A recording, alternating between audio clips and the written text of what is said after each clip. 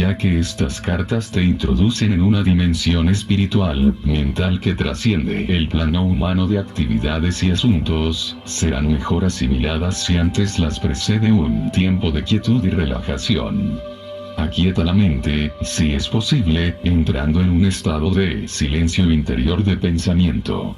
Es tan solo así, estando en este estado, completamente receptivo, que estas cartas penetrarán en tu pensamiento humano con su realidad.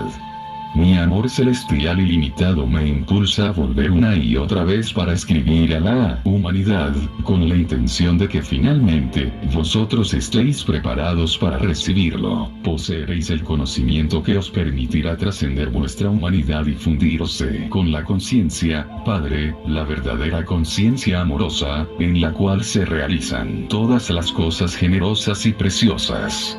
Como he dicho antes y quiero reiterar, mi misión entera en la tierra fue impulsada por el amor y fue dirigida solamente a la enseñanza de la verdad de la existencia, puesto que sin este conocimiento no hay esperanza de redención del duro trabajo que la humanidad ha de soportar.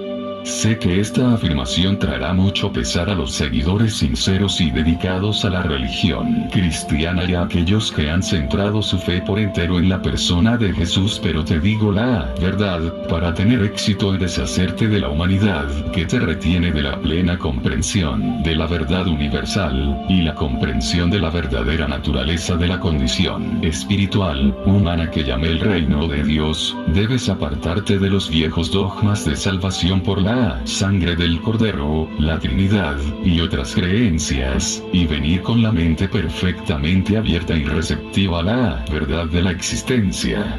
Ninguna otra salvación es posible, Dios no te puede salvar, puesto que, estando ignorante de los hechos de la existencia, el hombre continuará cometiendo los mismos errores terrenales hasta el final de los tiempos, y así creando su propia enfermedad y miseria.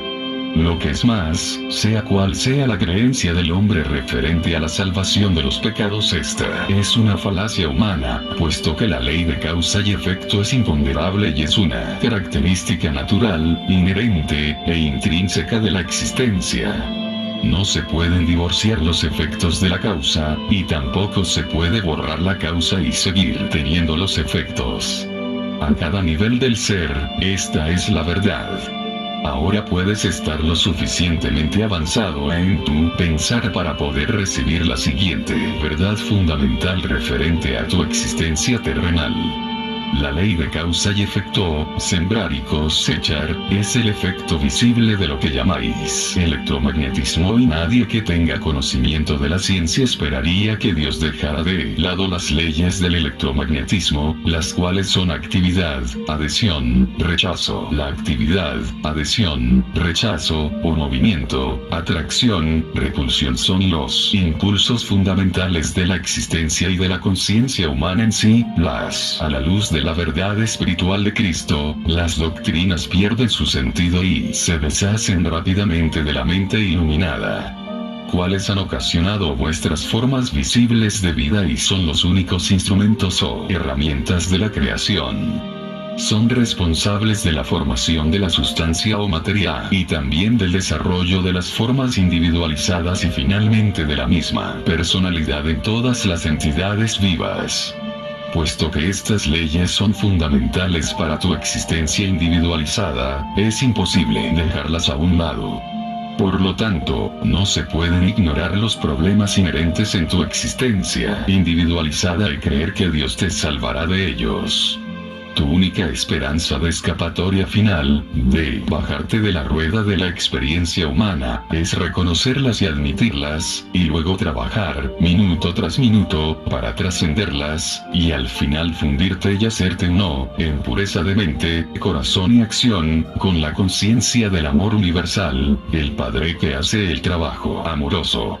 Al mismo tiempo, al crecer en el conocimiento de la verdadera naturaleza del Padre en tu interior y trascendiéndote y en todo tu alrededor, llegarás a tener una fe constante a la cual podrás recurrir en todas las circunstancias para sacar la inspiración, el poder y la elevación directamente del Padre que está en tu interior y alrededor de ti. llegarás a saber que realmente es el Padre quien te apoya y te guía hacia el reino de la conciencia del Padre Amor. Verás abundantemente claro que mientras el Padre es universal, es también individual para ti. Te conoce, es consciente de tu pensar y de tus problemas. Dentro de la conciencia del Padre Amor, te están aguardando las soluciones perfectas para ser reconocidas por ti. Cuando las reconozcas, estarás liberado del dolor. Cuando seas dócil y estés dispuesto a escuchar. Mientras no estés dispuesto a escuchar, nunca recibirás en plenitud la conciencia del Padre Amor. Te contaré una parábola. Imagínate a un niño que está gritando y dando patadas porque quiere helado.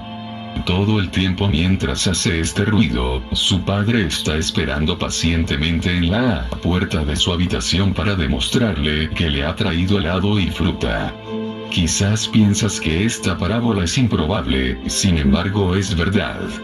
Las madres recordarán las veces cuando los hijos han estado desconsolados por algo, negándose a escuchar lo que la madre tanto quiere decirles. Sin embargo, la madre tiene la solución esperándoles en cuanto se calman y secan sus lágrimas. Veo el duro trabajo de la gente y su llanto y lágrimas, y mi compasión es sin límites. Estás siendo escuchado, pero dentro del contexto de tu conciencia actual, hay poco que yo pueda hacer. No puedo penetrar en las ataduras y cadenas de tus años de pensar y actuar ignorantes. Veo el dolor perpetrado en las iglesias, en las celebraciones y los púlpitos por los sermones ignorantes. Veo a las naciones y sus gentes intentando tan fuertemente resolver las dificultades que surgen de los valores, culturas y creencias religiosas tradicionales. Veo las limitaciones en su vivir diario, la falta de satisfacción de sus necesidades y de sus propósitos, y el sufrimiento que emana de las relaciones de todo tipo. La conciencia colectiva que está emanando del mundo es un miasma de temores, resentimientos, enfados, y turbulencia emocional de deseos apasionados, venganza y agotamiento, entretejidos con la compasión, la determinación de elevar la conciencia del mundo, la dedicación a la búsqueda del amor incondicional de aquellos que hayan recibido inspiración y un grado de iluminación.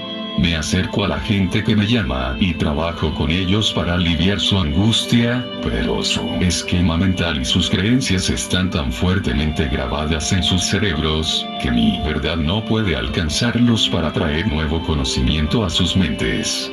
Mucha gente ha oído, aunque brevemente y de manera imperfecta, pero les ha faltado el valor para aceptar nuevas ideas y hablar claro. Además, no ha sido el momento idóneo para atravesar las barreras de la conciencia humana para enseñaros. Pero ya es el momento. Habéis entrado en una nueva dispensación de frecuencias vibratorias que os capacitarán para elevaros más fácilmente desde la materialidad de la era previa. Esta afirmación puede sonar extraña, pero hay una reserva de conocimiento referente a las energías que todavía no empezáis a entender. En este momento, no hay mente terrenal capaz de comprenderla. Tan solo podéis imaginar el espectro de energía, lo cual no es la verdad. Por lo tanto, os ayudará si podéis aceptar mis afirmaciones, aceptándolas con los ojos cerrados, porque son la verdad. Estáis entrando en nuevas frecuencias de vibración propias a la conciencia humana, las cuales os permitirán ir hacia adelante en el desarrollo espiritual, mental que describí en la carta 1. Porque he divergido, debo reiterar, no se puede escapar de las leyes fundamentales de la existencia, la referente a vuestro pensar y sentir, sembrar y cosechar, igual que no se puede escapar de las leyes del electromagnetismo en vuestro mundo material, pues el electromagnetismo es el impulso que produce la ley de sembrar y cosechar, del mismo modo que el electromagnetismo produce la forma dentro del campo fundamental de las partículas de energía. Y así, no es posible seguir creyendo en el dogma cristiano y también intentar seguir estas cartas porque el dogma referente a la salvación por mi muerte en la cruz, la Trinidad, la resurrección física de la muerte y el uso del incienso y las formas fijas de oración, son erróneas y los hechos que ahora te están siendo presentados en estas cartas son la verdad. El dogma y los adornos sacramentales son lo que podía llamarse pretextos para ganar tu atención y tu lealtad, pero oscurecen la verdad de mis enseñanzas. Por lo tanto, estas cartas tenían que ser escritas. La única manera en que yo podía alcanzar al mundo en este momento presente cuando está en equilibrio para entrar en un nuevo designio divino mental/emocional, era la de usar una mente receptiva, obediente y desprogramada para recibir la instrucción y hacer el trabajo manual por mí. Estas cartas ofrecen el único medio por el cual la gente encontrará el camino hacia la dimensión espiritual en la cual todo error humano se desvanece y solamente queda el amor. Cualquier otra cosa que pueda decirse es puramente racionalización y razón humana, y estas no son verdad. La gente busca nuevas formas de solucionar viejos problemas, especialmente en América, pero hasta que comprendan la verdadera naturaleza de la vida, el ego y las leyes de la existencia, tan solo fortalecerán el tirón del ego y su dolor continuará. Recordad, mientras os hago constar en las siguientes páginas la sencilla verdad que hablé hace 2 milenios, esta verdad permanece constante y firme. Por tanto, solo es posible profundizar en tu comprensión de la verdad, no cambiarla. ¿Te has dado cuenta, mientras has leído las primeras 2 cartas, que todo lo que hablaba la gente de Palestina fue una consecuencia directa de haber percibido la realidad de la existencia en el desierto, que nada era sólido? ¿Has recordado que, en mi estado trascendente, al mirar a las rocas, arena, montañas y agua abajo en el mar muerto, todo parecía ser como un titileo de notas? La roca, arena, montañas y agua se diferenciaron lo uno de lo otro, simplemente por la diferencia en la intensidad del titileo de notas y por la aparente densidad de notas dentro del destello. No hay otra manera en que pueda describir lo que vi cuando estaba en la Tierra para transmitir los hechos referentes a la verdadera sustancia de la materia, el tejido y la construcción aparentemente sólida del mundo. En el habla moderna, probablemente se llamaría al titileo de notas una vibración de partículas. Quizás se podrían combinar los 2 términos y describir a la realidad visible más fundamental, como un destello de partículas. Este transmite el sentido de la incandescencia luminosa en la cual viva hilará las partículas. Habiendo dicho todo lo anteriormente mencionado como introducción para el informe de mis actividades en Palestina, permíteme llevarte a otro día hace 2000 años, cuando brilló el sol y el cielo estaba raso, azul claro, y empecé a subir a las colinas con mis discípulos, en un intento por retirarnos a descansar, meditar y orar. Pero eso no iba a suceder. Habíamos pensado en escaparnos, pero a pesar de contar a la gente nuestras intenciones, primero nos siguieron unos pocos quienes luego avisaron a otros diciéndoles que íbamos a los montes. Aunque les rogamos que volvieran a sus hogares, los pocos luego aumentaron en una gran concurrencia de gente siguiéndonos a cierta distancia. Insistían en que hablara con ellos. Quizás te preguntes por qué estaban tan deseosos de escucharme. Por intuición, sabían que les hablaba palabras de vida.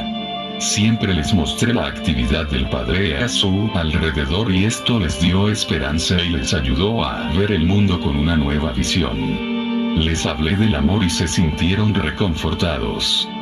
Fue por esto que pude decirles, sabiendo que me entenderían y que estarían de acuerdo conmigo: venid a mí los que estáis cansados y agobiados y os daré descanso. Mi yugo es llevadero y mi carga ligera. Sabían que cuando pronunciaba estas palabras, como lo hacía con frecuencia, estaba comparando las reglas y leyes de los líderes judíos con la verdad que presentaba al pueblo. Así fue que, cuando fui implorado por la gente para que les enseñara, ¿qué podría ser sino sentarme sobre una roca más arriba de ellos, a enseñar? Estaba decidido que, al venir de tan lejos para oírme, escucharían algo, lo recordarían y hablarían durante toda la vida. Sabía que a pesar de todo lo que les había dicho acerca del Padre y el amor del Padre, todavía seguían temerosos de que Dios los rechazara. Aunque había intentado ayudarles a comprender que el Padre de quien hablaba, no era el Dios personalizado al cual rendían culto. Sabía muy bien que estaban confundidos. Aunque les había dicho una y otra vez que el Padre estaba en su interior, seguían preocupados que podrían incurrir en castigo desde lo alto por creer en mis palabras. ¿Qué debería enseñarles aquel día? Pregunté al Padre, luego me fijé en las cabras y ovejas que estaban pastando en la colina bajo el cuidado vigilante de su pastor, y entró en mi mente el mensaje para ese día. Me puse de pie y grité para que se oyera mi voz hasta el fondo de la multitud. Ved estas ovejas y cabras pastando en las colinas. Las ovejas están en un sitio y las cabras en otro. Considerad las ovejas. Son pacientes y pacíficas entre sí, incluso cuando están apretadas en un rincón del redil. Pastan tranquilamente, nunca reclaman el terreno que no es suyo, dejando el pasto corto pero no dañado, permitiendo que la hierba se recobre después de pasar por encima de ella. Lo que es más importante, escuchan la voz del pastor. Por consiguiente, él las cuida. Las guía hacia los mejores pastos y duerme con ellas de noche para que no estén amenazadas o atacadas por los perros o los ladrones. Mirad las cabras, como trepan y saltan sobre las rocas, y se meten en lugares difíciles o peligrosos. Arrancan las zarzas y el follaje de los árboles. Si no fuese por su utilidad para el hombre, no habría lugar para ellas que no fuera estar atadas todo el día o ser desterradas al desierto. Os miro ahí abajo, y sé que entre vosotros hay muchas ovejas, y que también entre vosotros hay muchas cabras. Había unos murmullos de enfado, pero, en general, la gente se dio empujones bromeando y tomándose el pelo los unos a los otros amablemente, señalando a las cabras, riéndose y asintiendo con la cabeza. Era bueno verles reír y así continué. Se conoce a las ovejas por sus hogares, la forma en que se tratan con los vecinos y cómo son vistos por toda la comunidad. Así también se conoce a las cabras, es posible que tengan muchos amigos. Hubo un fuerte clamor de la multitud. No, seguido por mucha risa. El pastor sigue a las cabras para cuidarlas, o deben cuidarse y llegar a casa a solas de noche para que las ordeñen. De nuevo la multitud se rió y respondía de maneras distintas, algunas muy graciosas e ingeniosas. Y así es con aquellos que sois ovejas y aquellos que son cabras. Reciben la protección del Padre los que son ovejas. Y los que son cabras no, porque ellos van obstinadamente siguiendo sus propios deseos todos los días, y posiblemente dejando un rastro de destrucción detrás. Dime, ¿el Padre puede proteger a aquel que es cabra? La multitud estaba en silencio pero escuchando atentamente. Diréis, entonces, que el Padre está enfadado con las cabras y no quiere protegerlas, o diréis, más bien que así como el pastor cuida a sus ovejas, y cuidaría a las cabras si se lo permitieran, el Padre ama a las ovejas y a las cabras por igual, pero no puede protegerlas por igual a causa del comportamiento natural de las cabras. También considerad los hábitos de alimentación de las ovejas y las cabras. Las ovejas se contentan con comer solamente la hierba para la cual están perfectamente diseñados sus estómagos, pero las cabras comen cualquier cosa que encuentren sin respetar en absoluto su constitución. Así es con la gente que no respeta el alimento de sus mentes, puesto que no tiene ninguna meta fija, o propósito claro. Como las cabras, no reconocen cuando el alimento mental es dañino o que les está llevando donde no deben ir en sus vidas diarias, o si les dirige hacia un mito dañino o una falacia peligrosa. Van, sin rumbo, recogiendo el equivalente mental de zarzas, zapatos viejos, trozos de tela, hojas, cardos o malas hierbas, porque les falta sentido común. Un hombre me gritó: Maestro, ¿y si una persona es una oveja, comete un error y se ve en un embrollo, el padre le abandonará? Le respondí con una pregunta: ¿qué hace el pastor si una de sus ovejas cae en un hoyo, o por un acantilado, o si se ve atrapada en unas zarzas? Te lo diré. El pastor deja el rebaño y rápidamente va en búsqueda de la oveja perdida y no la dejará hasta traerle de vuelta sana y salva. Así es con el Padre, ni siquiera una oveja puede evitar equivocarse de algún modo u otro, pero ten la seguridad de que el Padre enseguida responderá a su balido y le rescatará. Y si una cabra empezará a comportarse como una oveja y atiende la voz del pastor, entonces ella también estará bajo la protección del pastor y será cuidada igual que las ovejas. Así es contigo y el reino del cielo, el reino de Dios. Se oyeron varias voces, pidiéndome que les contara el significado del reino de Dios. Lo que os estoy diciendo, no es como lo que habéis oído de ningún profeta en cualquier tiempo. No intentéis entender lo que os digo pensando en lo que os habéis oído de vuestros maestros. Solamente pueden repetirlo de las escrituras y no tienen ningún conocimiento personal del reino de Dios o del cielo. Dios no habita en ningún lugar, sino que está en todas partes como lo están los cielos y el aire que está encima de vosotros. La Santa Palabra habló la verdad cuando dijo: en Dios vives, te mueves y tienes tu ser, puesto que el reino de Dios está por encima, alrededor y también dentro de vosotros, y podéis entrar en el reino de Dios. La gente clamaba con impaciencia: ¿pero qué es? Es un estado de mente y de corazón, el cual está plenamente poseído por Dios, vuestro Padre. Cuando se está en ese estado, el Padre es la cabeza del cuerpo y dirige todo lo que hacéis y toda vuestra vida. Unas personas decían refunfuñando: ¿cómo es eso? ¿Es posible estar tan vacío de ego, de deseos egoístas, de enemistades, de enojos, de celos, de codicia, y de rencores, que solo os quede Dios en control, dentro de vuestra mente y corazón? ¿Y luego qué ocurre?, preguntó una mujer. Luego entras en el estado del ser, que es estar dirigido por Dios. Es totalmente hermoso y glorioso. Es amor, es generosidad, es cuidar de los demás como te cuidas a ti mismo, es no juzgar pues aceptas a los demás tal como son por saber que también son hijos de Dios y que están igualmente bajo el cuidado de Dios.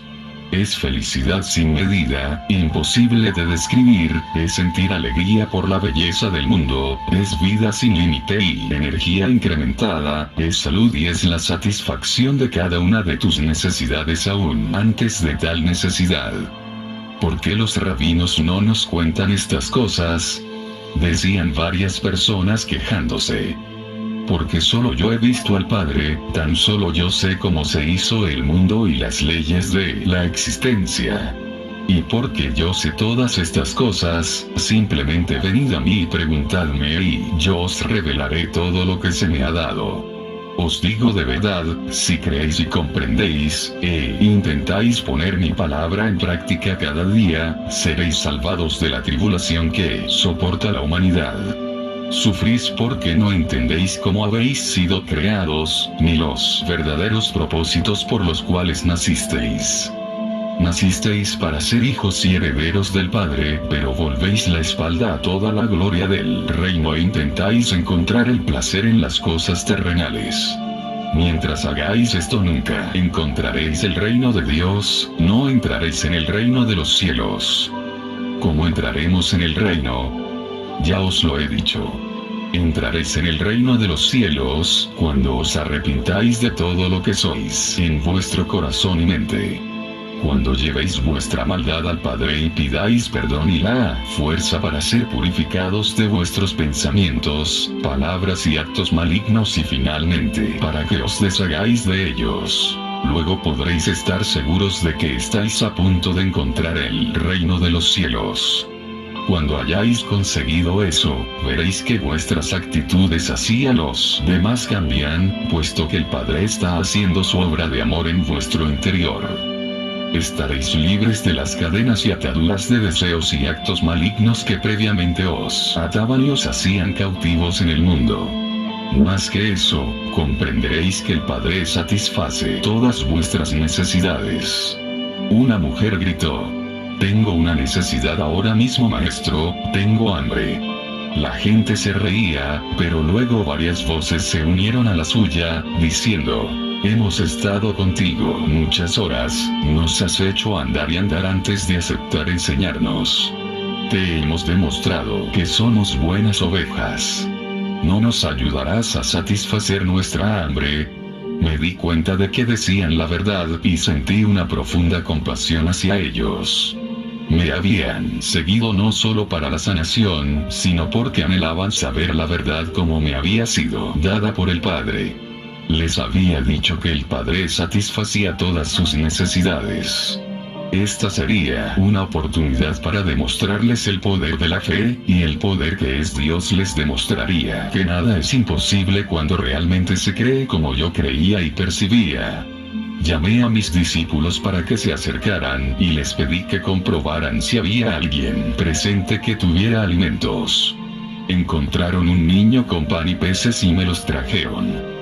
Me aparté un poco de la multitud tranquilamente contemplando el pan y los peces, sabiendo que no eran más que el Dios, poder, mente, la sustancia de toda materia, hecha visible. Sabía que Dios, poder, mente era ilimitado y poderosamente activo dentro de mi conciencia. Sabía que la naturaleza del Padre es la satisfacción de la necesidad. Mientras bendecía el alimento, sentía el poder fluir íntegramente a través de mi mente, cuerpo y manos y sabía que el hambre de la gente sería saciada. No sabía de qué manera, simplemente sabía que así sería. Luego llevé los cestos de comida y les dije a los discípulos que la repartieran, sintiéndome absolutamente seguro de que todo el mundo tendría tanta comida como necesitaran. Mientras se partía y se pasaba el alimento, así se multiplicaba hasta que toda la multitud fue alimentada y saciada. Sobraron varios cestos de sobras. Y así demostré que, a través de la vibración de las notas, las cuales la ciencia llama partículas, como consecuencia de las imágenes / movimiento poderosamente dirigidas, disciplinadas, enfocadas por la energía de la mente / conciencia.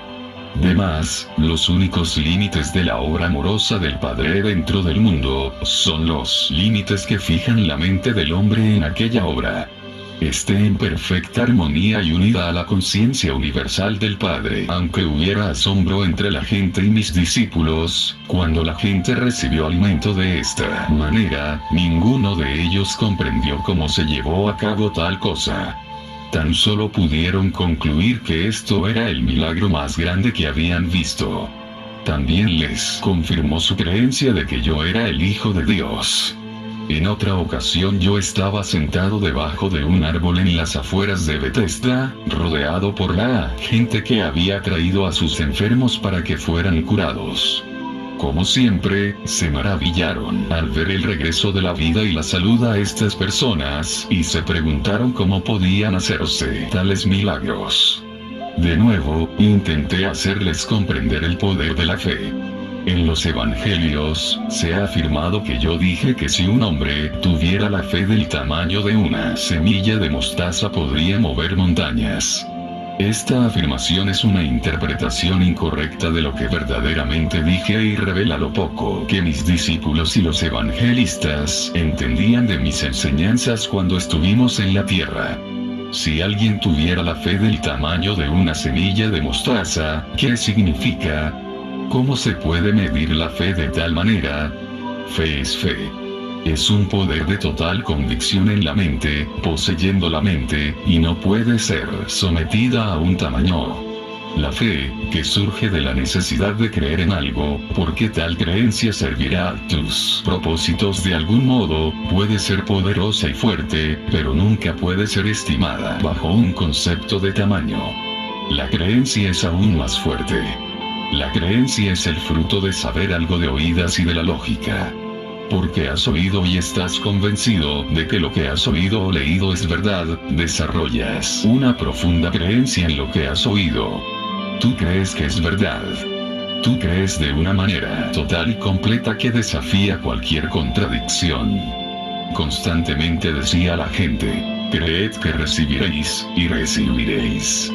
Sin embargo, yo sabía entonces que sería casi imposible que la gente algún día tuviese la fe para que realizara milagros, puesto que explicarles la verdad como fuera, seguirían sin el intenso conocimiento que me fue dado en el desierto. Pero ahora, al relatar en alguna medida la historia de mi estancia en la tierra, en Palestina, es con la intención que tú, mi lector, empezaras a percibir y comprender el conocimiento que me fue dado durante mi iluminación. Mi intención es la de darte conocimiento. Saber algo de oídas es lo que se oye de alguien, pero no se puede comprobar realmente que sea verdad. El conocimiento es cuando se te dice algo, o cuando lees algo, y dado que lo que has oído o leído ahora concuerda de manera lógica y realista con todas las cosas de conocimiento ya relacionadas en tu mente, y puedes comprenderlo y creerlo de manera realista y lógica, la nueva información se convierte en conocimiento. Tú sabes que lo que ahora sabes es verdad. Tienes un sentido de convicción. Hasta ahora, algunos de vosotros habéis tenido fe en Jesucristo, pero habéis sido como niños caprichosos. Vuestra fe ha sido en parte ciega y tolerante, sin embargo entretejida con mucha duda. Por tanto, lo que necesitabais que se hiciera, dependería de Jesús para que se realizara la obra. Pero en realidad, mucho de lo que creéis que habéis recibido de Jesús, ha sido vuestra propia fe en Jesús lo que se ha hecho visible bajo la forma de las cosas pedidas.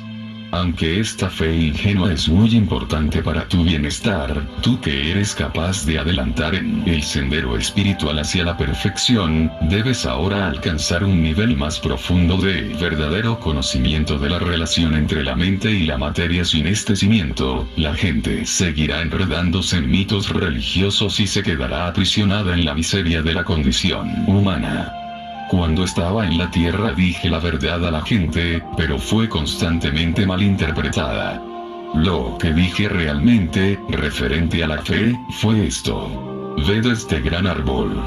Ha crecido desde la semilla más pequeña que se pueda imaginar. Ved el tronco enorme, las ramas y su frondosidad. Todo este enorme crecimiento ha salido de una pequeña semilla. ¿Cómo ocurrió tal cosa? ¿De dónde procede toda la madera del árbol y la frondosidad que lo adorna? ¿No es esto tan milagroso como los milagros que yo realizo para vosotros día tras día? ¿No es el crecimiento de este árbol obra del Padre tanto como la curación que ocurre en la gente enferma? Os pregunto, ¿qué es una semilla? ¿Me lo podéis decir? No, no podéis. Pero os lo diré. Es una entidad diminuta de conocimiento de la conciencia, es el conocimiento de la conciencia de aquello en lo que se convertirá. Es un fragmento de conciencia sacado de la conciencia creativa divina. Es un fragmento del poder de la mente procedente del poder de la mente del Padre, el cual, al ser plantado en la tierra y regado por la lluvia, empezará a vestirse a sí mismo de la materia visible de la cual posee conocimiento en lo profundo de su interior. Este conocimiento es verdadero, es firme, es fuerte y constante. Este autoconocimiento, encarnado en la semilla, es una convicción de conciencia. Todas las formas de vida surgen de este único autoconocimiento, una convicción de conciencia. Esta convicción de conciencia es lo que separa la tierra inanimada y las rocas de todo lo que vive y crece sobre la faz de la tierra. Donde no existe convicción de conciencia o conocimiento de identidad, no hay crecimiento. La conciencia dentro de la tierra y las rocas permanece como conciencia en una forma latente. Por tanto, si pudierais creer en lo que pedís, tan poderosamente como la semilla de la mostaza conoce su propia identidad, podríais hacer cualquier cosa que quisierais. Si pudierais llevar dentro de la mente una semilla, el plan perfeccionado de vuestros objetivos más sentidos, y saber fuera de toda duda que puede crecer y llegar a la perfecta realización, podríais ver esta semilla maravillosa cobrar vida propia que pronto se manifestaría en vuestra vida. Y podríais, con toda seguridad, mover las montañas de vuestras vidas, esas montañas que atraviesan vuestro camino y os impiden alcanzar todo lo que deseáis, montañas que, en momentos de imprudencia y mal pensar, habéis creado vosotros mismos. Si tan solo comprendierais la creación y la existencia, podríais vivir una vida de total libertad, hazañas sin límites y alegría trascendente. Buscad la comprensión y, poco a poco veréis, que la comprensión se hallará. Llamad a la puerta del universo que da acceso a Dios, la conciencia universal del Padre, y finalmente la puerta se os abrirá y hallaréis la entrada a los secretos del mundo. Tan solo creed y recibiréis. También les recordaba esto en todo momento. Solo los de mente y corazón puro realizarán estas cosas poderosas. Los malvados pueden prosperar durante un tiempo, como lo han hecho los reyes y los ejércitos saqueadores y otros amontonando la iniquidad en sus mentes. Se les ha permitido hacer su trabajo durante un tiempo, pues surge de la maldad cierto bien, pero al final fracasarán y el resto del mundo proferirá injurias contra sus nombres.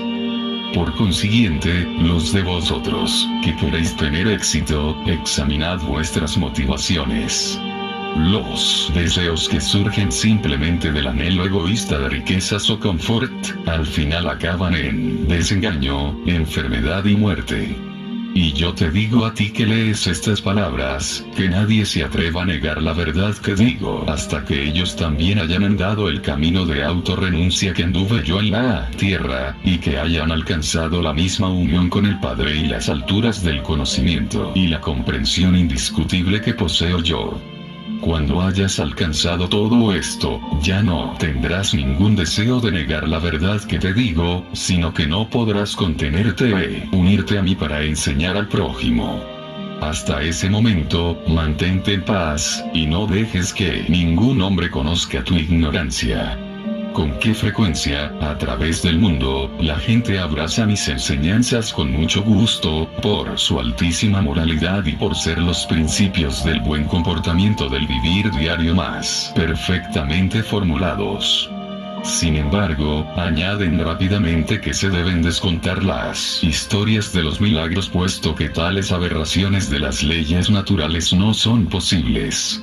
Esta clase de pensamiento levanta barreras frente al futuro progreso del desarrollo científico, espiritual del cual la mente humana es capaz.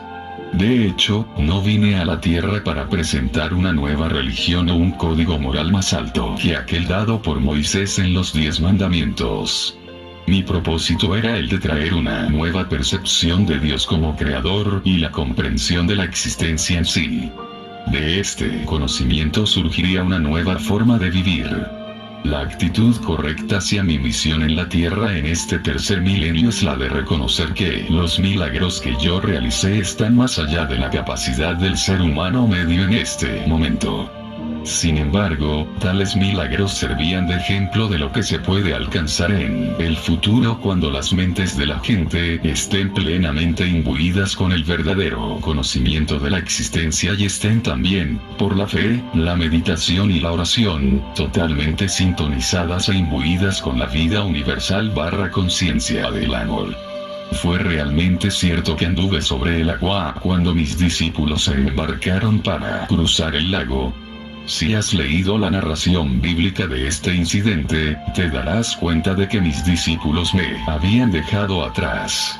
Anhelé la oportunidad de apartarme de todo contacto humano, retirarme a las colinas, para una vez más entrar en profunda meditación, permitiendo a mi conciencia fundirse en la dimensión universal de la conciencia de Dios. Mientras estuve en este estado espiritual que trasciende la conciencia humana, todo conocimiento físico desapareció y fui elevado en éxtasis dentro de la corriente universal de la vida, y supe que la vida universal lo es todo. La vida era la realidad de mi ser, y todo lo demás eran apariencias cambiables transitorias de la vida universal hechas visibles.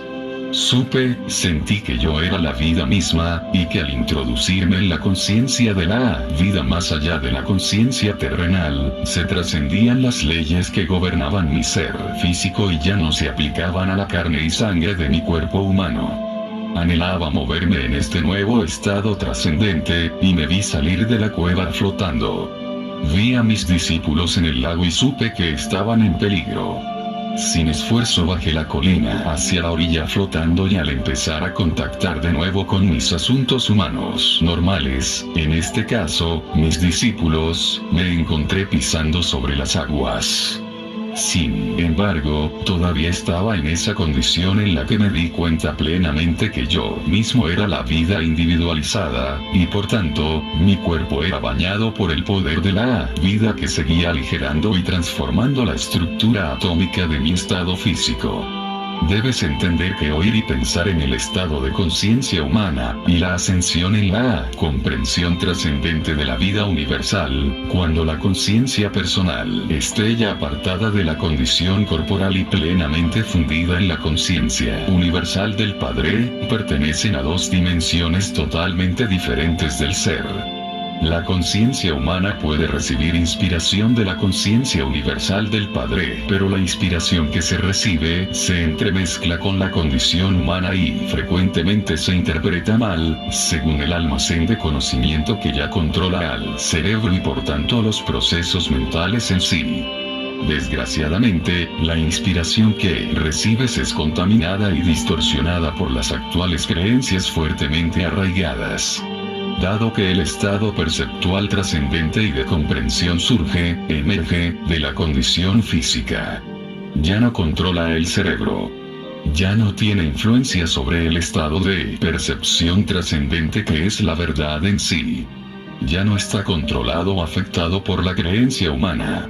Está en un estado de lo que realmente es detrás de la manifestación y la existencia visibles, en lugar de estar en la dimensión humana de lo que se cree que es la existencia. Es en el estado de conciencia trascendente que los milagros no son más que la obra normal de la ley universal.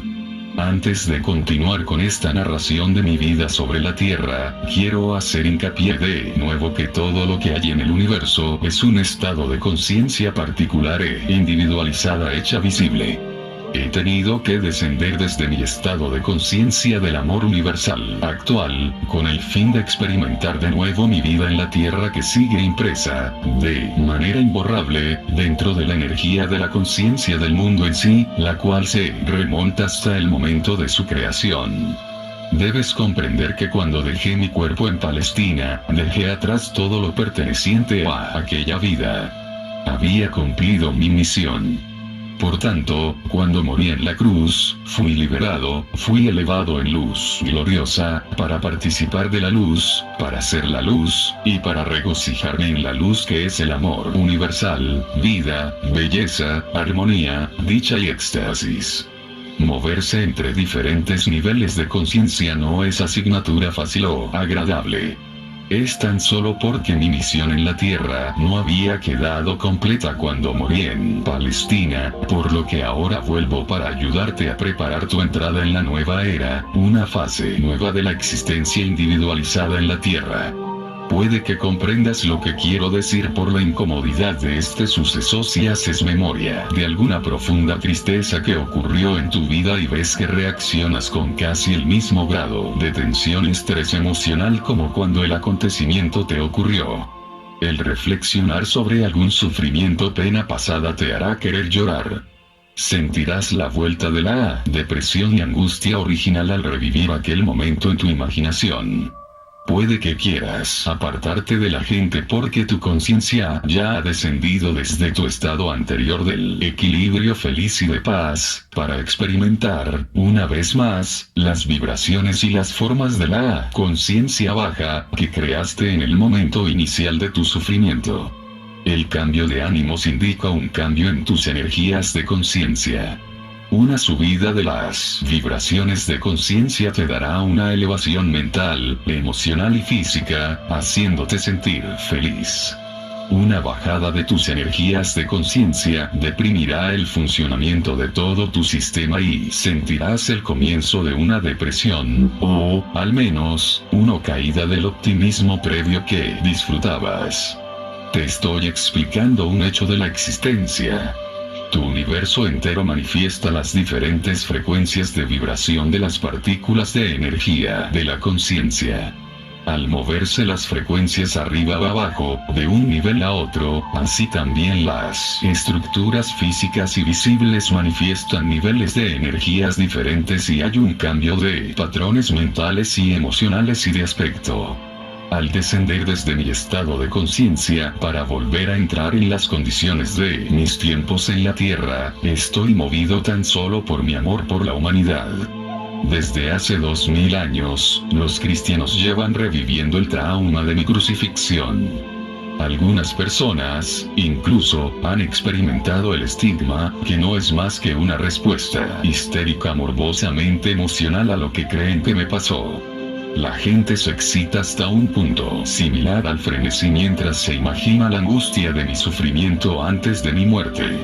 Su latitud emocional por lo que soporté, les causa un estado de congoja física. Esto está siendo escrito en un día de Viernes Santo, y he venido especialmente para hablarte acerca de mi crucifixión y para decirte que debes abandonar todo drama referente al recuerdo de este día.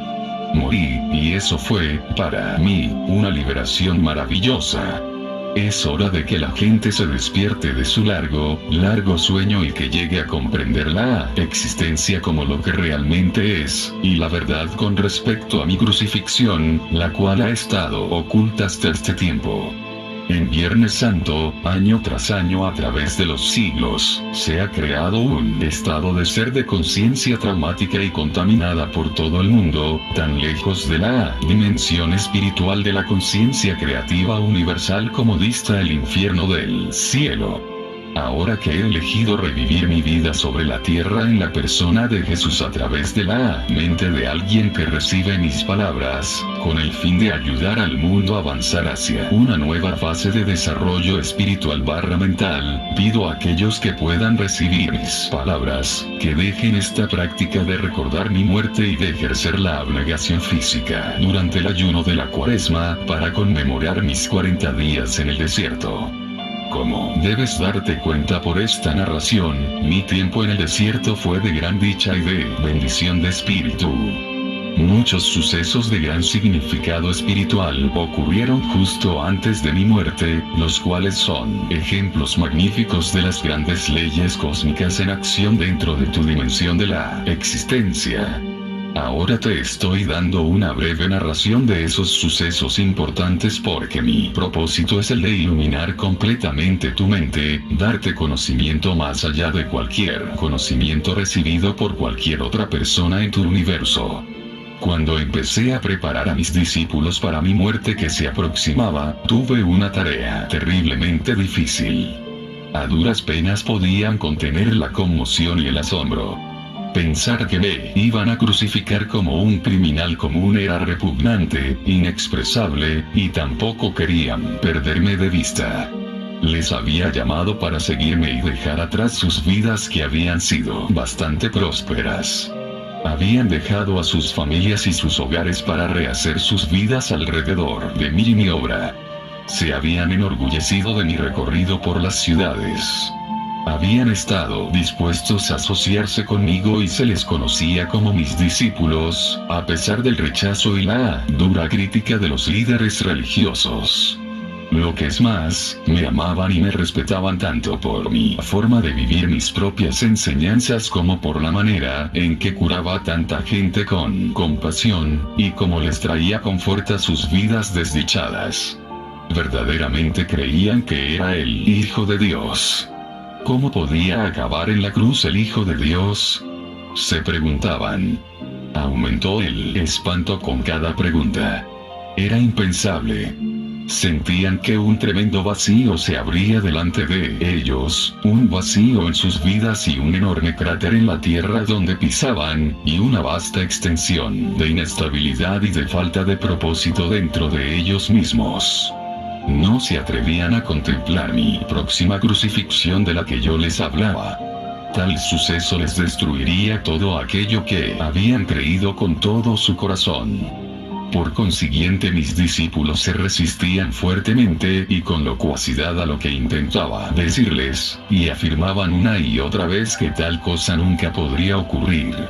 Al ponerme firme contra sus tercas negativas, al final se vieron obligados a callar sus argumentos y a aceptar externamente que tal cosa podría ser posible. Les dije que después de mi muerte me verían de nuevo y esperaba que siguieran la obra que yo había emprendido. El dolor y las discusiones que había despertado en mis discípulos también me afectaron a mí profundamente. No era empresa fácil ir a Jerusalén donde me esperaba mi destino. Más que cualquier cosa, me preguntaba si estaría a la altura de este gran reto a mi resistencia. ¿Sería capaz de trascender la condición física y entrar en la conciencia del Padre Universal y quedarme ahí hasta que muriera? Había veces que estaba profundamente asustado ante la prueba, pero no me atrevía a revelar mi temor a mis discípulos. Por tanto, empecé mi último viaje hacia Jerusalén con sentimientos poderosamente mezclados. Por una parte, estaba cansado de curar y hablar y enseñar a la gente que escuchaba boquiabierta sin tener ninguna comprensión de nada de lo que intentaba contarles. Había pensado que mi conocimiento permitiría a la gente que saliera de su miseria y, al menos, hacer contacto con el Padre y obtener una vislumbre del reino de los cielos. No había ninguna evidencia de tal despertar espiritual ni siquiera entre mis discípulos. Mi decepción y sentido de fracaso me hizo estar contento de irme de la vida terrenal hacia la gloriosa existencia que sabía que me esperaba después de mi muerte. Al mismo tiempo, me preguntaba cómo iba a resistir el dolor de la crucifixión. A través de mi misión, había vivido en un estado mental más o menos consistentemente pacífico, frecuentemente exultado, con los pensamientos fijos en la conciencia amorosa del Padre, autor de todo ser, sabiendo que solo tenía que pedir y lo que pidiera rápidamente sería manifestado. Podría mantener mi ecuanimidad cuando me trajesen ante el consejo, al llevarme a mi crucifixión, cuando me clavaran en la cruz con mi peso colgando de mis manos. Porque estaba dando lugar a dudas y temores, se me bajaba el nivel normal de mis frecuencias de conciencia. Me estaban bajando hasta las frecuencias de la conciencia del plano terrenal. Volví a ser víctima de mi vieja agresión, que me incitaba hacia actos irrazonables, lo cual nunca hubiera contemplado antes, cuando estaba en mi estado anterior de total armonía con la conciencia amorosa del Padre. Se exteriorizaban mis dudas y conflictos en mi vida como emociones e impulsos humanos que contravenían la ley cósmica del amor. Primero ocurrió el episodio de la higuera. Tenía hambre y fui al árbol realmente sin esperar encontrar fruta porque no era la estación de los higos. Al ver que la búsqueda era infructuosa, maldije la higuera. 24 horas más tarde, se había marchitado hasta las raíces. Fue una experiencia terrible. Era la primera vez que mis palabras habían causado daño a algo. Sin embargo, demostró claramente a mis discípulos el poder del pensamiento para bien o para mal. Les demostré que cuanto más espiritualmente evolucionada es una persona, mayor es el impacto de sus palabras en el medio ambiente. Aproveché la oportunidad para señalar a mis discípulos que me había comportado sin pensar, como lo hace el hombre o mujer promedio que, teniendo grandes esperanzas, no consiguen lo que quieren. Suelen reaccionar con enojo, lágrimas, e incluso palabras agudas que pueden o no ser una especie de desear mal o maldecir a la persona que les haya negado el deseo anhelado. Ya habían visto ellos mismos lo que mi maldición había hecho a la higuera. Ahora deberían comprender que mientras que una fuerte convicción les podría conceder cualquier cosa que pudiesen desear o imaginar, también deberían estar constantemente conscientes de su propia condición mental, emocional. No deben guardar rencor contra los demás, sino que deben perdonar rápidamente, de lo contrario podrían hacer mucho daño a aquellos contra quienes sienten resentimiento, lo cual se les devolvería, en el debido tiempo, como la cosecha de su siembra. Lo que es más, según se siembra se cosecha. Sabía que lo que había hecho a la higuera inevitablemente regresaría a mí de alguna manera u otra. Llevé a mis discípulos al templo. Muchos años habían pasado desde que estuve ahí, y sabía que mi visita serviría para establecer los sucesos que conducirían a mi crucifixión. Algunas personas me reconocieron y como respuesta a sus peticiones me puse a enseñarles. Se juntaron más personas y se apiñaron los prestamistas, quienes empezaron a quejarse. Sus gritos y quejas ruidosas rompieron el hilo de mi pensamiento mientras enseñaba. De repente monté en cólera. Había aquí personas sinceras que me rodeaban deseando oír palabras de vida, las cuales pronto no podría contarles, y ahí estaban los prestamistas que vivían vendiendo ganadería para los sacrificios que no hacían ningún bien a la gente. Estos hombres solamente traían deudas y miseria a la gente. Sentí la sangre subirme a la cabeza y dando empujones a las mesas, las tiré, esparciendo el dinero, y eché fuera del templo a los hombres de corazón duro que pensaban tan solo en el dinero. Entonces hubo una tremenda conmoción de gritos y chillidos. Algunos pelearon para recoger el dinero. Los prestamistas me maldijeron, denunciándome como malvado, como si hiciera el trabajo de Belcebú y otros 1000 demonios. Los sacerdotes y los fariseos y toda la gente que valoraban mucho los sacrificios del templo vinieron juntos, corriendo para averiguar la causa del ruido y de la confusión. Al oír lo que contaron los prestamistas, se quedaron tan agraviados por mis actos que se lanzaron en una condenación vociferante y de lamentaciones contra mí para impresionar a los sacerdotes, cada uno superando al compañero, haciendo protestas cada vez más fuertes para demostrar su horror por lo que yo había hecho. Nunca antes se había visto en el templo tal cosa. Incluso aquellos que antes me habían escuchado, estaban molestos por mi intención y se preguntaron qué clase de hombre podría ser yo. Estaban agrupados, de pie, viendo los sucesos, cuando se les acercaron los sacerdotes y los fariseos, quienes les persuadieron que yo intentaba destruir todo aquello en lo que creían, predicando un Dios falso, totalmente diferente a lo que siempre habían oído en las sinagogas. Los sacerdotes transmitieron su propio enojo desenfrenado a la gente y les convencieron de que mi pecado les contaminaría también si se empeñaban en escuchar mis locuras. Gradualmente se convenció a la gente que yo era una influencia malvada y que deberían eliminarme antes que pudiera trastornar la paz del país y atraer la ira del gobernador romano sobre todo el país de Palestina. Mis discípulos, avergonzados por lo que había hecho, sigilosamente dejaron la escena y se escondieron entre los callejones a cierta distancia del templo. Cuando más tarde regresaron a donde yo estaba, demostraron claramente que estaban profundamente molestos por mis actos. Se preguntaron si había perdido el juicio, o si me había vuelto loco profetizando mi muerte y luego haciendo aquellas mismas cosas que probablemente la provocarían. Fue en ese momento que Judas, quien nunca se había deshecho verdaderamente de sus creencias judías, empezó a dudar de que yo fuera el Mesías después de todo. Llevaba 3 años enseñando al pueblo y no había una disminución del dominio romano. 3 años y la gente no estaba más cerca de la felicidad que les había prometido. Y ahora parecía que estaba a punto de convertirme en un perturbador de la paz, trayendo la ira de Roma sobre sus cabezas. Se enteró que el sumo sacerdote judío quería deshacerse de mí y por tanto ofreció sus servicios para identificar a mi persona cuando así se requiriera.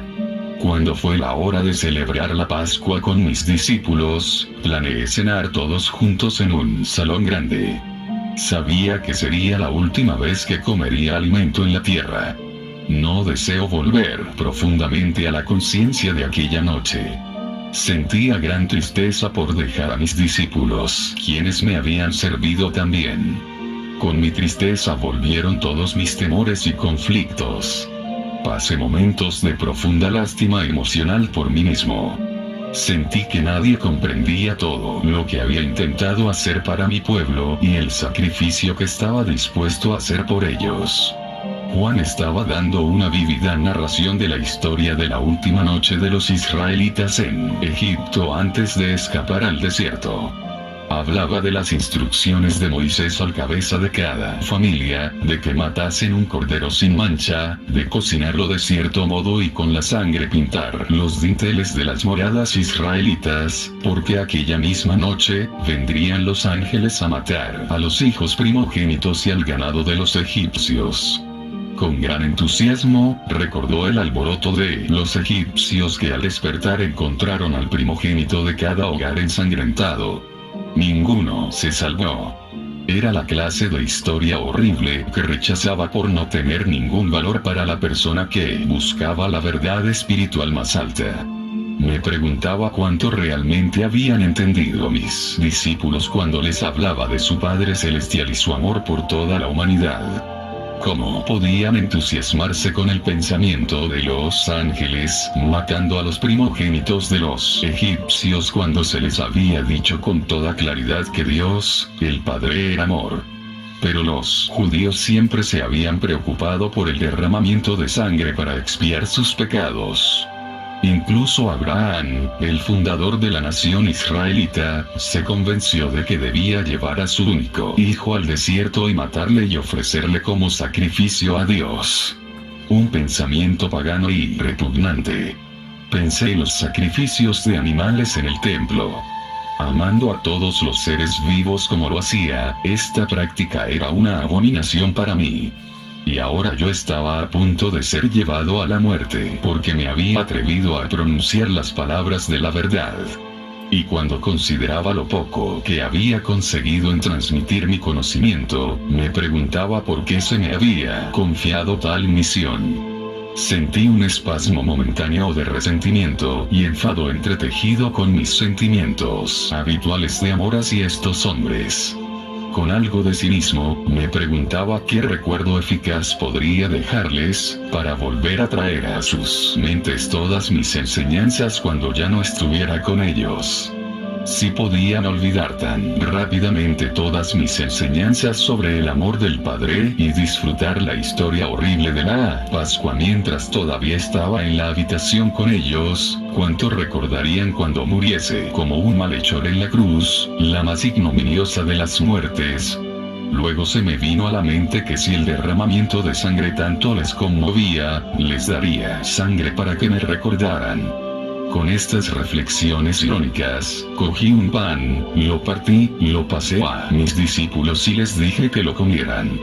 Comparaba el partir del pan con el futuro quebramiento de mi cuerpo, y les pedí que repitiesen el partir del pan y su distribución como medio de recordar el sacrificio de mi cuerpo para traerles la verdad acerca de Dios y la verdad acerca de la vida, la verdad acerca del amor. Dándose cuenta de que yo estaba de un humor extraño, dejaron de comer, escucharon, tomaron el pan y lo comieron en silencio. Luego tomé mi copa de vino y se la pasé, diciendo que cada uno debía beber de ella puesto que era símbolo de mi sangre que pronto sería derramada porque me había atrevido a traerles la verdad de la existencia. Vi que mi voz entrecortada conmovió a algunos de ellos. Sobriamente, cada uno tomó un sorbo y luego pasó la copa a quien estaba a su lado. Pero todavía no decían nada. Percibían que hablaba en serio y que ya no toleraría más discusiones. Luego les conté que uno de ellos me traicionaría. En secreto, comprendí sus motivos y supe que era una pieza necesaria de la futura secuencia de sucesos. Simplemente cumplía con el papel que su naturaleza le había incitado a hacer. Yo sabía que él sufriría mucho y sentí compasión por él. Pero guardé estos pensamientos para mí. Al mencionar que uno de ellos me traicionaría, le dije a Judas que se marchara a hacer rápidamente lo que tenía que hacer. Los discípulos cobraron vida, preguntándose si realmente esta era su última cena conmigo. Había mucha congoja emocional, preguntas, incluso recriminaciones por haberles metido en tal trampa. De nuevo, se preguntaron qué harían con sus vidas después de que yo me fuera.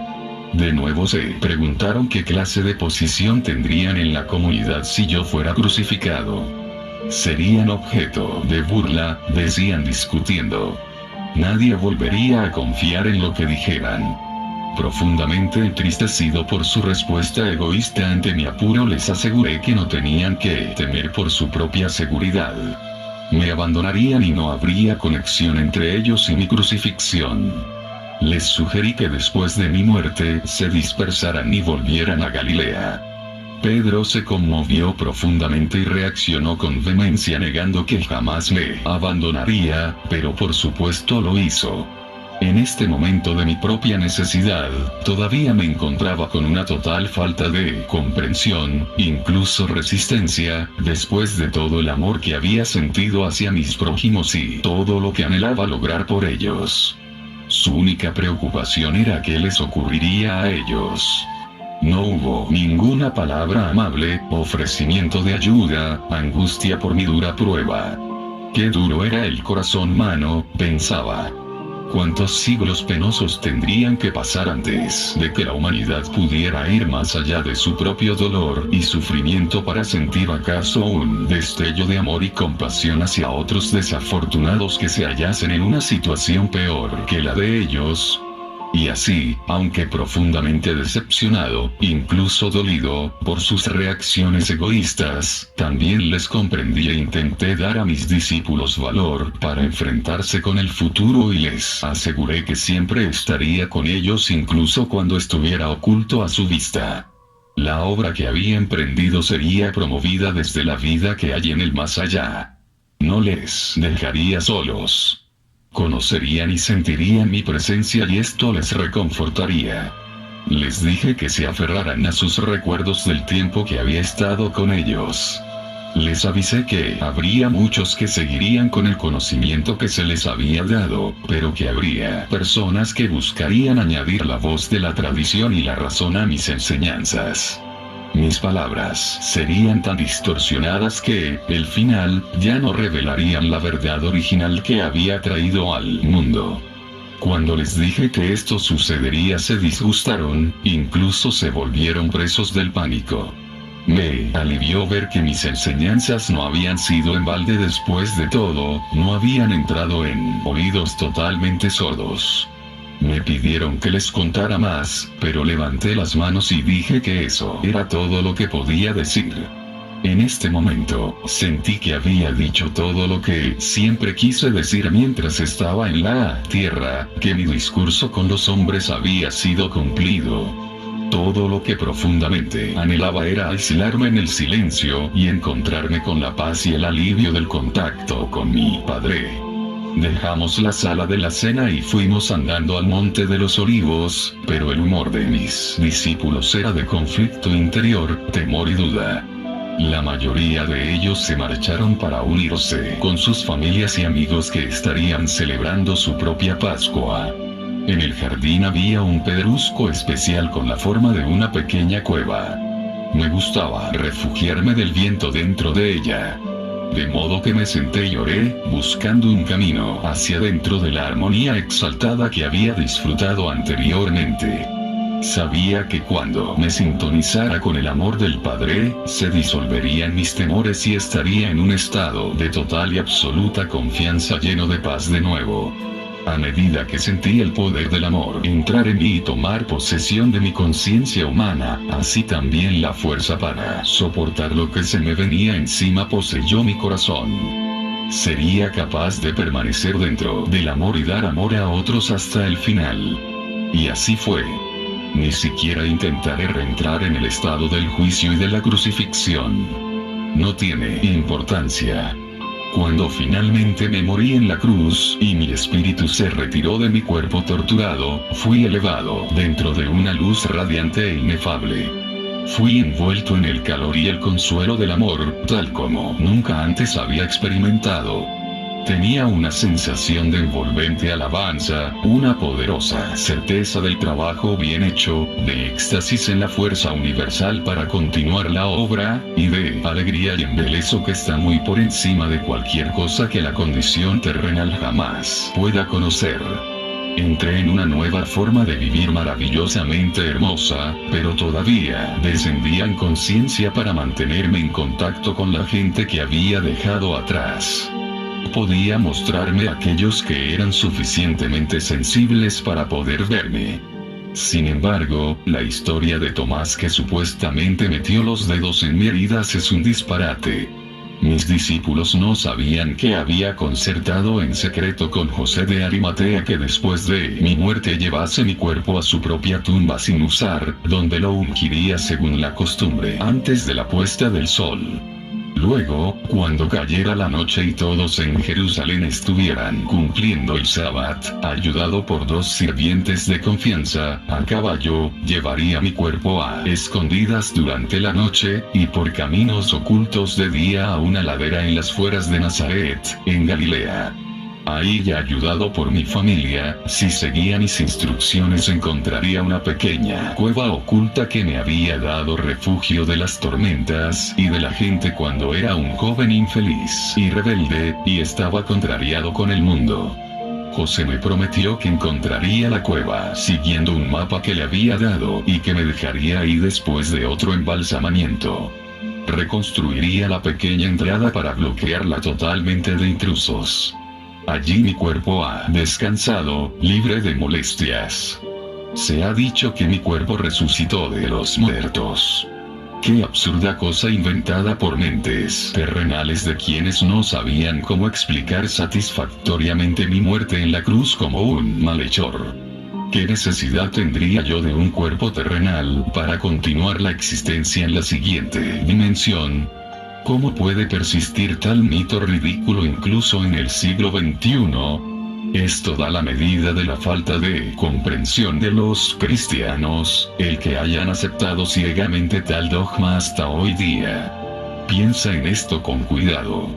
Habiendo sido librado de un cuerpo terrenal y después de mi experiencia de éxtasis y de glorioso arrobamiento, de pasar a una dimensión sublime de la conciencia universal, ¿por qué querría yo volver a la dimensión terrenal para entrar en mi cuerpo otra vez? ¿De qué utilidad sería para tu mundo o para el mío?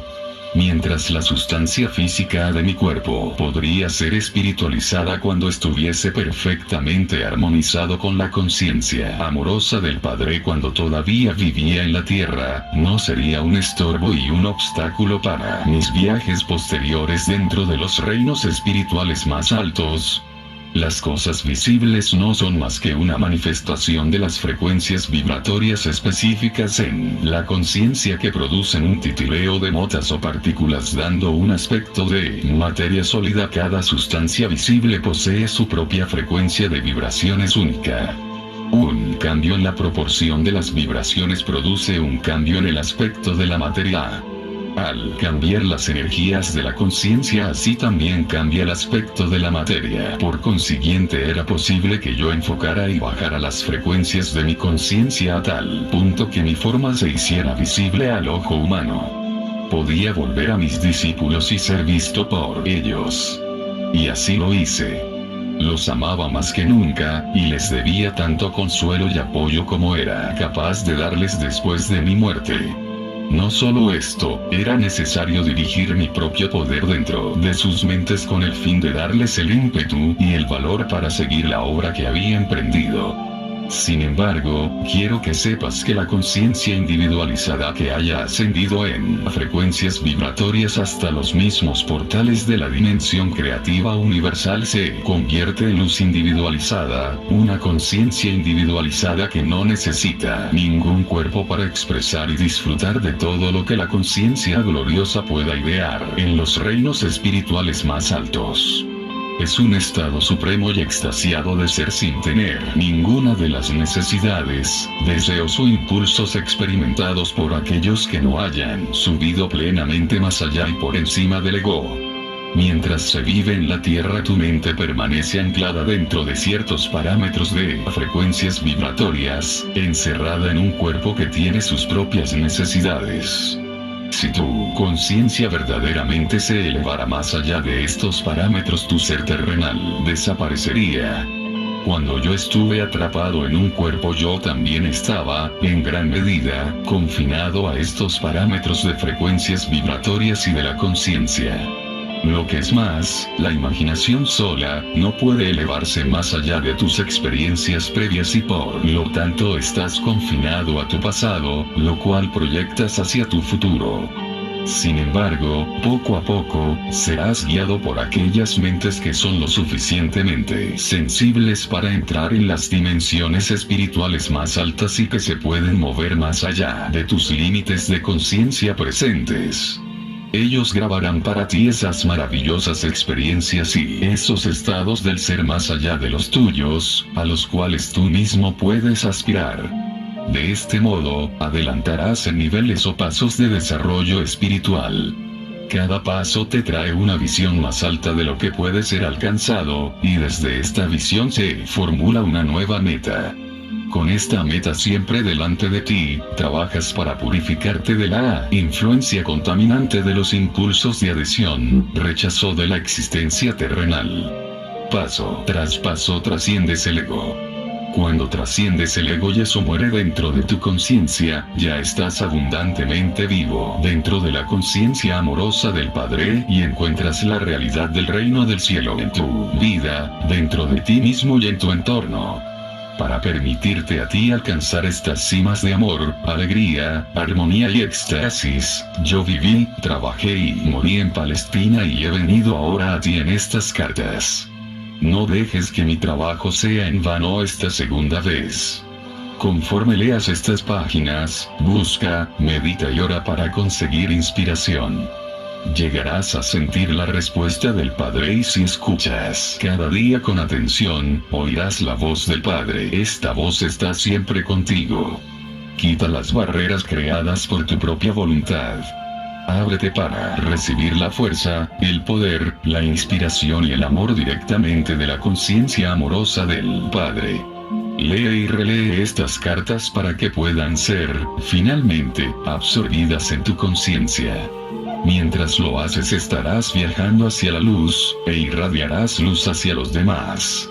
Tal luz no es luz como la de la electricidad, sino que es de la misma naturaleza que la conciencia universal que te describí en mi carta 1. Por tanto, mientras irradies la luz, irradiarás el amor incondicional. Promoverás el crecimiento y el desarrollo espiritual de toda otra entidad viviente. Anhelarás alimentar y nutrir. Trabajarás para promover protección, sanación y educación. Desearás ayudar en el establecimiento de la ley amorosa y el orden en el cual todos podrán vivir en armonía, con éxito y con prosperidad. Estarás en el reino de los cielos. Al mismo tiempo, no te hagas ilusiones. Mientras se dan pasos para presentar estas cartas al mundo exterior, habrá exactamente las mismas recriminaciones, la misma condenación, la misma palabra de Satanás, del diablo, como hubo cuando enseñé al principio en Palestina.